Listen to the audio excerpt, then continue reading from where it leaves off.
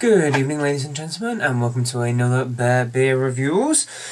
Again, we're continuing on with the beers from Jens from Germany. Tonight we're going to be going for Beer Here and Brewfist on the collaboration called Caterpillar Pale Ale. Brewfist are...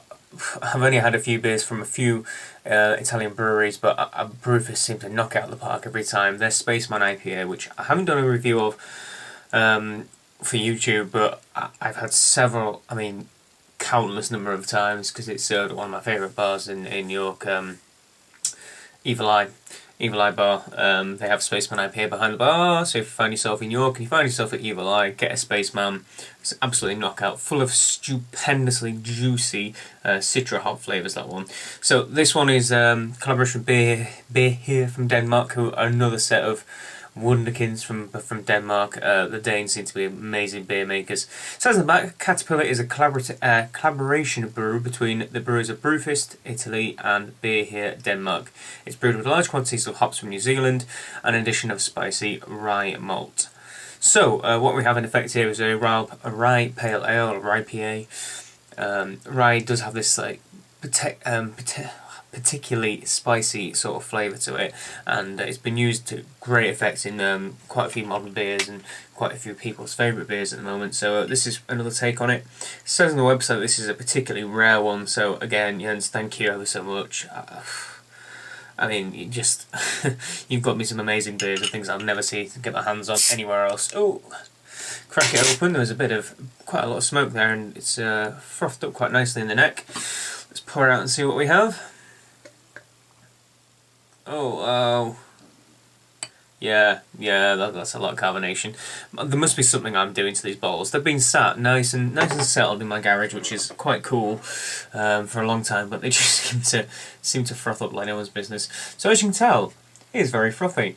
It is a lovely, lovely apricot-y colour. I can't tell as yet whether or not it's particularly clear, whether it's quite cloudy, but I'm hazarding to say it's actually quite a cloudy beer. I can't see through what I've got in the glass, that's for sure. We'll wait until the head goes down a little bit. So let's get a nose in there and give it a smell. Oh, yeah, it's got a stupidly strong fruity aroma, this one. Oh, I'm going to take a guess here at the hops in this, because a brewery I work for, the hop studio, we use Motueka in a beer of ours called Gold, a kind of a golden modern ale, and this is the same aroma.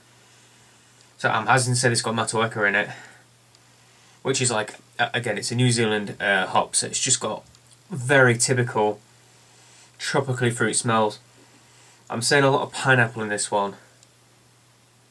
Also with a little bit of passion fruit and a typical kind of grapefruity smell as well, but pineapple in abundance. It's got a really pungent aroma. Oh, it does smell lovely. I can almost sense it on the nose as well, just a little bit of the spiciness, just a little bit of something just adds to the complexity of the aroma. It's not just all sweet, juicy fruits, there's just a little bit of spice in there too. Yeah, that does smell wonderful. Right, let's pour out a little bit more and see if we can't get at least a decent bit of drink. It just I think it's safe to say that carbonation in this beer is quite prominent. I love that, it's like a little volcano. It looks like I've got marshmallow on top of a beer. It is quite... It's hard to tell, but it's not particularly humongously clear, this beer. I wonder if it's bottle conditioned actually. Now I've probably woken up all the yeast in it and swirled it around a bit. I'm not particularly fussed. I don't care whether the beer's clear or not, as long as it tastes good and it smells good, which this one does. Beautiful bit of bubbling going on there as well as it all breaks down. It's got a lace well as well, you can just tell. Right, I've killed enough time trying to wait for the head to go down a bit, but I've got to get my nose dirty. Cheers everybody.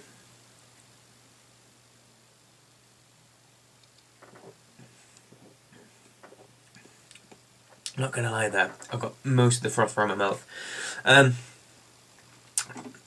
Wow, that's really good. I forgot to mention actually, I was just having a check of the IBUs. It's got 50 IBUs in it and it is 5.8%. So it is it's a medium high strength pale ale IPA, and you can tell it's got quite a rich malt body to this. It's got a particular sweetness to it as well, but I'm getting a lot of like dark toffee and molasses and more of the darker sugary sweet sort of flavours in this one, maybe a bit of treacle as well, and there's this delicious spiciness coming from that malt as well.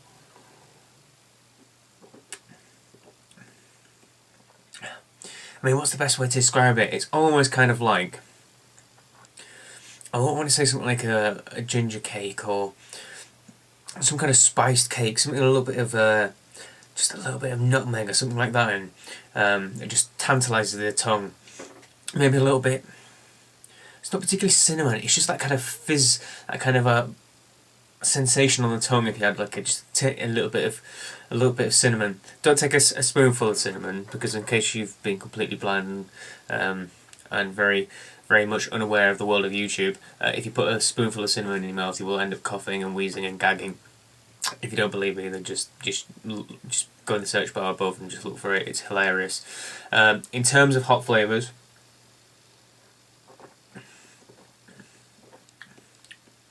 again, we've got another beer here that's got 50 IBUs is still quite a fair number of IBUs, but again, it still seems to be punching its weight quite well. There is a nice residual bitterness, and there's a gorgeous, absolutely gorgeous fruity flavour coming through. I can just taste the Motueka. I just grabbing this citral flavour and pineapple sweetness too. And it just washes, fantastic abundance across the tongue. It reminds me quite a lot of maybe like if you had pineapple chutney in a glass.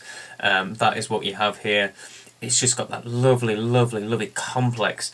I can't describe to you how complex the malt body is, but it does not distract in any way, shape or form from that onrush of hoppiness. Because you're getting those spiciness, those spicy flavours from the malt, it's almost like a completely separate entity away from the hoppy flavours. So whilst, say you wanted to get that spicy flavour through and you put a spicy flavouring sort of hop in this, it would maybe muddle a bit. The malt, the rye malt, just seems to hold its own, separate itself away from the hops, but also still be quite integral to the beer.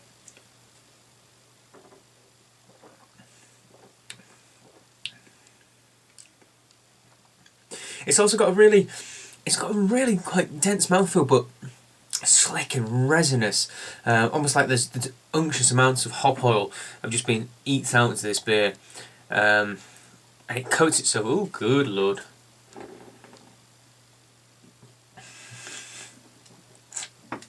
Yeah, it's really frothy. Lovely though, and it's dripping all over the place too.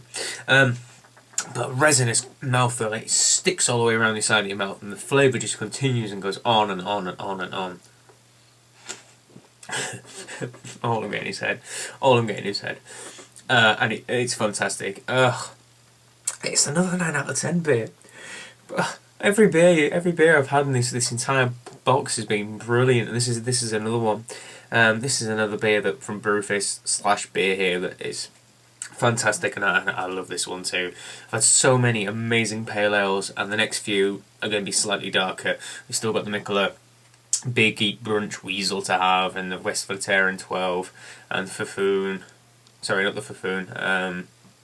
The Fantôme, and also the Demolin Imperial Stout too. So we're going to go on to the darker beers now. Move away from my lovely IPAs and pale ales. So like, favourite, comment, subscribe. If you've had this beer, please tell me what you think. If you've had Spaceman as well, please comment below and tell everyone how amazing Spaceman IPA is. It's a really brilliant beer. And indeed, if you've had any beers too. So until the next time, cheers.